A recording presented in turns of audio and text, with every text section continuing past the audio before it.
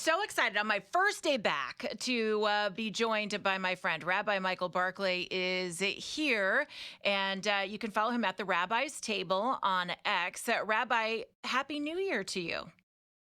Near to you. Be happy and healthy and fabulous for you and for all of your audience and for our nation. We thank you for that. And right back to you. And it's so funny. I thought of you this weekend because I was going through some of the stories and going, all right, what are we going to talk about when we get back to work on Monday? And of course, Zoran Mamdani was sworn into office on New Year's Day, really at the stroke of midnight on New Year's Eve. And he brought with him, well, what you've pointed out is a hidden agenda and already doing some things that I think many of us would go, oof, overturning executive orders and such.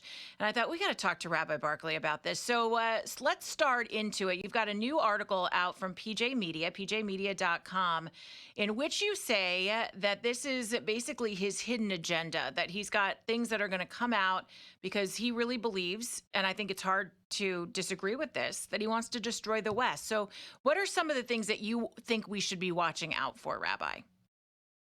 Look, Mamdani is an anti-Semite, but that's not his ultimate goal or agenda. He is a socialist, but that's not his ultimate goal or agenda. At the core of his being, he's a devout Muslim devoted to the Quran. And that's why he took the oath on the Quran. Now, remember, the Quran is not a theological book as much as it is a business plan to create a worldwide caliphate of Sharia law. Mm-hmm. It talks about how you must kill all of the Jews, kill all the Christians, kill the people of the book, things like that. That the people of the book will have to have willing submission, things like that, and that's really what he wants to do.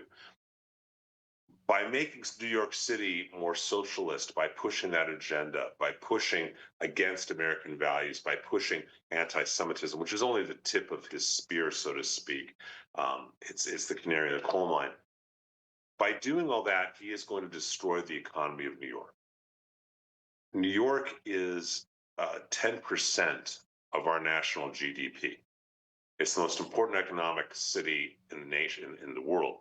And as corporations move out of New York, as people move out of New York, as New York gets disturbed and put into chaos, it's going to have an economic fallout that will be tremendous, both for this nation, not just for that city, but for this nation and for the world. It will also create a vacuum, an economic vacuum, as New York dissipates or dissolves in terms of its importance financially, which is what Mamdani's goal is. And that vacuum can be filled by oil, wealthy, rich countries like Qatar. Mm-hmm. So I don't think that the anti-Semitism is just because he hates Jews. That's just what he's told to do in the Quran. I believe that it's really a much deeper and more insidious agenda, which is to destroy New York and as a result, destroy this nation and Western civilization, which is the goal of the Quran and the Hadiths and what Islam really teaches in its sacred texts. And I would say he's really scary in a couple of ways. First of all, he marries socialism and Islam, obviously, because not only do you want to destroy the culture and the spirit because of being an extreme Islamist, but he also wants to destroy the political structure of New York because he is a socialist. So the marrying of these two ideologies is really dangerous for New York. And here's what we see with socialist, Rabbi, you know this, I don't have to tell you. They present you with these ideas that sound fabulous, but they are not based in any semblance of reality. And the idea is to tear down our system so that we can rebuild it in some sort of socialist manner or some environmentalist dream, or name the ideology like we're seeing here in the Palisades. They want to rebuild that to reflect their environmentalist ideals. And so when you want to destroy something to rebuild it, what do you get? And do you want Zoran Mamdani in charge of rebuilding that? It's terrifying on a certain level. And I think we need to remember that his socialism is only a piece, A piece. a step in the direction of literally becoming a caliphate, because that is his ultimate goal. And so he'll pair with anyone because the Quran teaches you to. And even Sun Tzu talked Mm-hmm. about how great economic failure to military advantage. So I think that the anti-Semitism, the socialism, these are all steps that he's trying to use to really tear down New York, America, and Western culture. And it's frightening. Yeah. It's really, scary.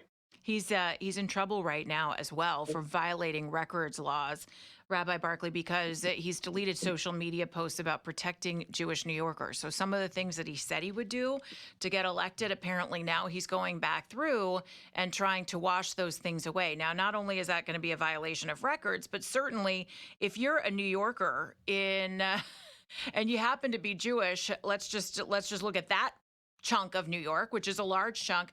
You must be going, oh no, what did we just do? What did my neighbors do? I think you're going to see an exodus out of New York eventually, and maybe sooner than we think. I think you're 100% right. And I think we're going to see it not just with people who live in the five boroughs, but the tourist agent, the Yeah. tourist industry will be destroyed. Especially when You know, safety goes, because that's going to be one of his first targets is to create chaos on the streets and to really hold the police's hands, tie their hands behind their back. and we need to be aware of that. And we need to be aware, I think, of um, any Mamdani 2.0 that's going Hmm. to happen around the country. We have someone like it running for mayor in Los Angeles, someone very similar to him. But there are people running that are getting involved in Chicago politics that are very similar to him. Uh, that say that they are Muslim, but oh no, they don't know the Quran says this, or oh no, they don't buy into this. It's not a Chinese menu you pick and choose from. That's If true. you're Islamic, Why so are these we blue need to be cities aware so of that. vulnerable, do you think, Rabbi? Uh, I think people would rather believe in their illusions and delusions than face the realities of taking responsibility for themselves. And I think that's true economically. I think it's true spiritually. Um, it's easier for many people just to say, "Oh, I believe this rhetoric," rather than to say, "Wait a minute, I'm going to take responsibility." And I know it's going to be harder on me, but I know this Hmm. socialism, it's not going to work. This anti-Semitism, it's ridiculous. People don't always have the courage to take responsibility for themselves, and I think that's more true on the left, and that's more true in the blue cities as a result. So I think that's part of the reason that those blue cities are just buying into this. I was going to say something that you can't say on the radio, but these Nonsense. inaccuracies. That's all. Nonsense is what we're thinking of. Is that what the word I was looking for? It I was. knew it in Yiddish. I couldn't figure it out. I could read your mind. I have that skill. Yeah. Rabbi Michael Barclay, always love having you here. Make sure you check out his website, rabbimichaelbarclay.com. You can also go to the Rabbi's Table on X. Give him a follow there. He's got great articles that come out at PJ Media, and he puts those all out on X as well. So check it out. Rabbi, I know we will be talking to you again soon. Thanks so much for giving us your perspective. Thank you and Happy New Year. Happy New Year to you.